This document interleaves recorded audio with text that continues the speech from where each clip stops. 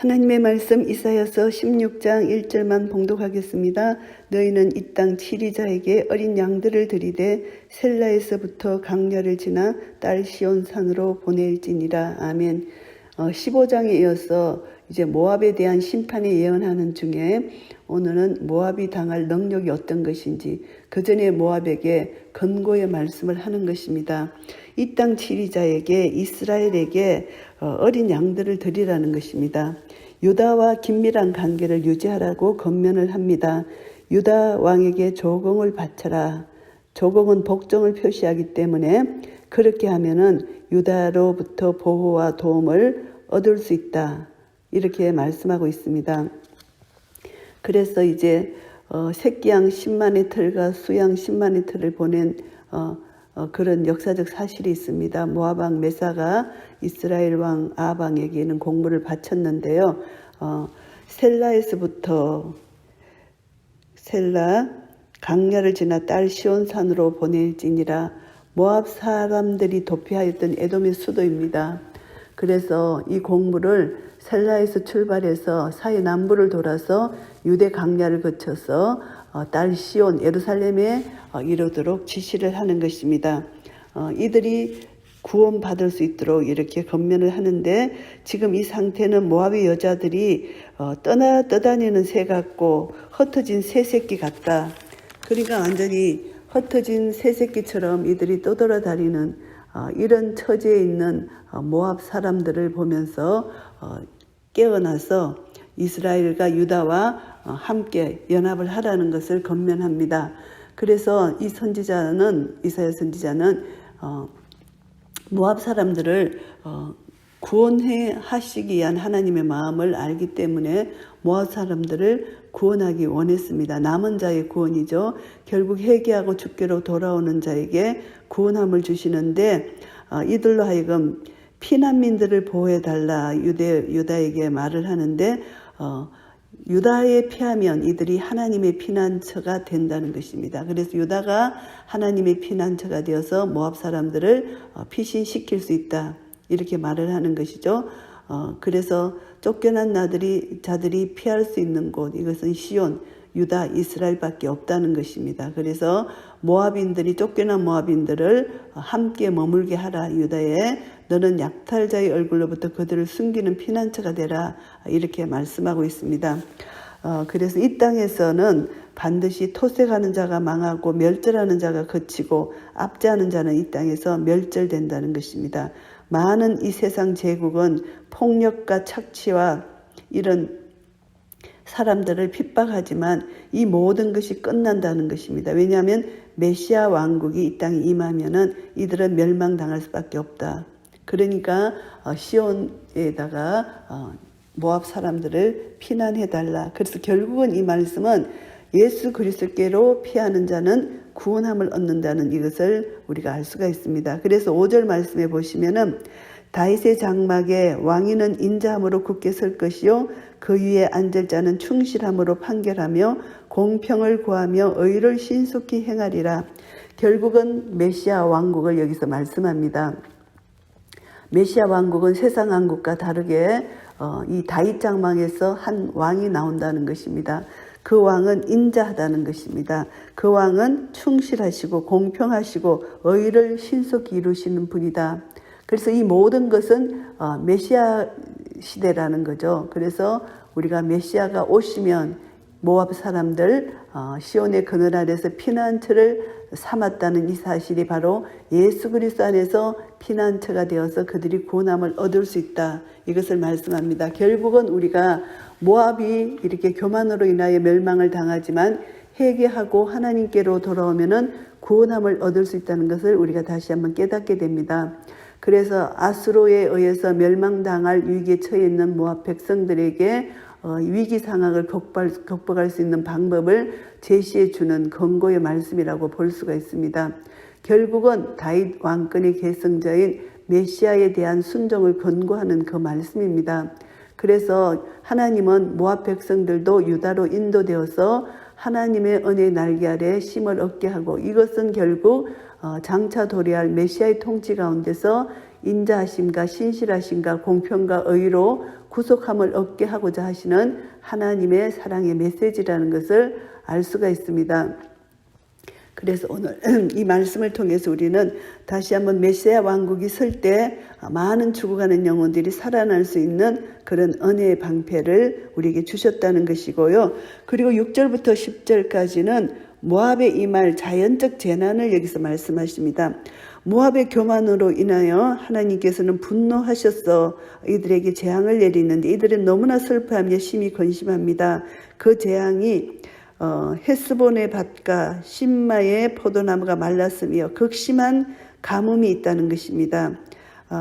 그래서 이 정말 포도가 극상품의 포도 열매를 맺어야 될 이 땅에 그 열매를 맺을 수가 없는 극심한 가뭄이 있어서 이제 이들은 그 가뭄 때문에 울음이 그치지 않는다는 것입니다. 그래서 포도나무를 위하여 울리라.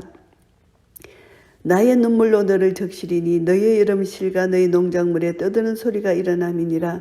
이들이 가뭄 극심한 가뭄으로 우는데 그 눈물이 농작물에 떠드는 소리, 농작물에 이제 기뻐서 추수하고 이런 소리가 아니라 거기에서 농작물에 떠드는 소리가 일어난다는 이 표현이 전쟁으로 인하여 포도 수확을 위해서 이렇게 떠드는 소리가 아니라 하나님의 심판의 그 무서움으로 이들이 포도즙 대신에 전쟁으로 인하여 이들이 침략군의 장하에 짓밟히는 소리가 들린다는 것을 이렇게 비유로 말씀하고 있습니다. 전쟁으로 이 모압 땅은 완전히 항폐하게 될 것이다. 그래서 너희들은 울 수밖에 없다. 울으라는 것입니다. 포도나무를 위해서 울고 야세르 우dom처럼 운다 이것을 말씀합니다.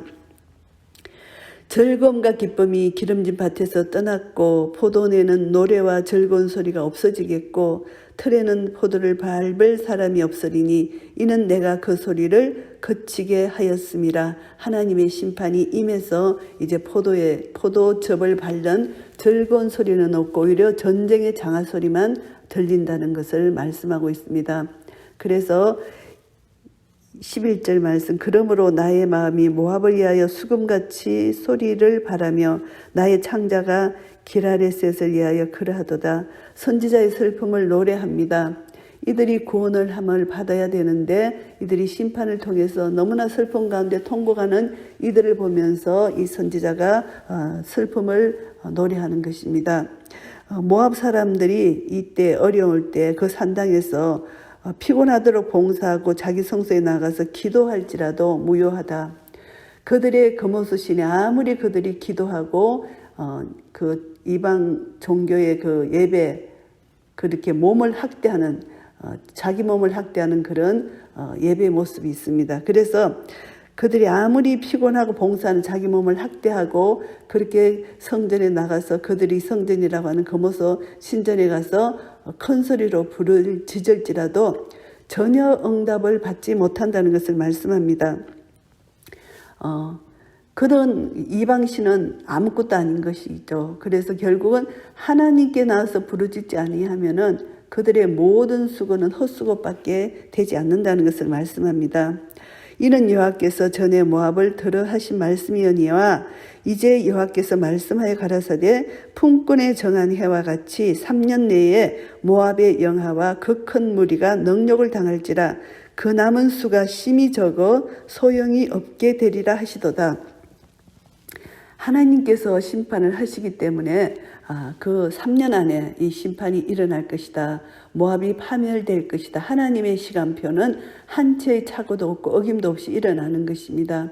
그래서 결국은 BC 734년 디글랏 빌레셀의 침공 사건이 있었고 BC 718년경에 사르곤 2세와 아라비아 북서쪽 부족민들에 대해서 징벌 원전과 연관되는 것으로 추적된다고 말씀하고 있습니다. 그래서 이 모압의 영하는 소용이 없게 되고 완전히 멸망하고 능욕을 당하고 이제 많은 무늬가 끊어져서 무시할 만한 극소수만 남게 되는 것이다. 결론적으로 모압의 운명은 이렇게 된다. 수치로 끝난다. 완전히 멸망으로 끝난다. 항폐함으로 끝난다. 이것을 우리가 알 수가 있습니다. 오늘 이사야 16장 말씀을 정리하겠습니다.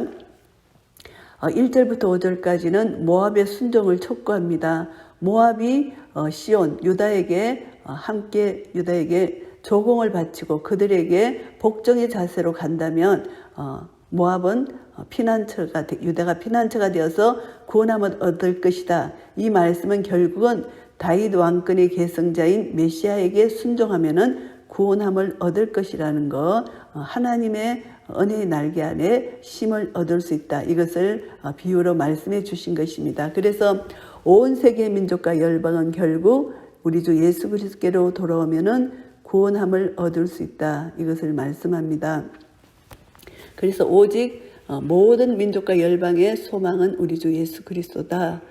지금 모압 백성들의 구원함은 일시적으로 시온에 연합되면 되지만 결국은 메시아를 통해서 구원함을 얻는다는 것을 말씀해 주셨습니다. 그래서 이들이 모압 백성들이 이제 유다에 합치는 이런 조언을 받아들여서 이들이 이제 조공을 바치고 이렇게 할 때 이제 모압은 건짐을 받을 수 있다는 것을 이제 순종을 촉구했고요. 그 다음에 6절부터 10절까지는 이제 모압에 임할 자연적 재난, 극심한 가뭄을 여기서 말씀합니다. 하나님은 모압을 심판하시는데 극심한 가뭄을 통해서 징계를 하십니다. 최상품의 포도주, 건포도를 풍부하게 생산해서 풍요로운 삶을 살고 있었던 이 모압 땅에 하나님의 심판이 임하니까 슬픔과 탄식으로 가득 차게 됩니다. 하나님은 반드시 교만한 자를 멸망시키시고 모든 권세와 영광을 철저히 그들을 낮추시는 그런 분이시라는 것을 다시 한번 교훈을 받습니다. 11절부터 14절까지는 이제 모압의 심판 시기를 말씀하시는데 모압이 선고된 파멸이 성취될 시기는 분명하다고 구체적으로 제시해 주고 있습니다. 그래서 하나님께서 3년 내에 모압 전역의 심판이 임할 것이고 그 모든 영화가 다 빼앗길 것이고 능력을 당할 것이다. 매우 적은 수의 사람만이 그 심판을 피하게 될 것이라고 선언하십니다. 이런 상황에서 모압 사람들은 더 자신들의 신을 의지하고 여호와의 심판을 피해보려고 노력을 했습니다. 산당에 올라가서 자기 몸을 상하게 하면까지 기도하고 피곤할 때까지 봉사를 했다는 것입니다. 그러나 아무 소용이 없는 것입니다. 여호와 외의 모든 신은 우상이기 때문입니다. 그래서 결국은 모압에 임할 심판은 역사의 주관자시고 전능하신 여호와 하나님 앞에 하나님께서 정하시고 경영하시는 그 뜻 안에서 심판은 결코 피할 수 없고 정해진 시간에 심판이 올 것이다. 이것을 말씀합니다. 우리는 이것을 통해서 다시 한번 하나님께서는 교만한 자를 대적하신다는 그런 교훈을 받을 수가 있습니다. 하나님의 은총을 거부하고 스스로 자신을 높이면 반드시 멸망을 받게 된다는 것. 그래서 베드로전서 5장 5절 말씀처럼 하나님께서는 교만한 자를 대적하시고 겸손한 자들에게는 은혜를 주시는 이 하나님을 기억하고 우리가 오늘 또 살아가는 우리의 삶 속에서 겸손하게 주님 말씀을 순종하여 믿음으로 나아가 주님 오시는 그날까지 주님의 뜻을 신실하게 행할 때 우리를 통해서 하나님께서 영광을 받으실 것입니다. 이런 은혜가 우리 모두에게 있으시기를 예수 그리스도의 이름으로 축복합니다. 아멘.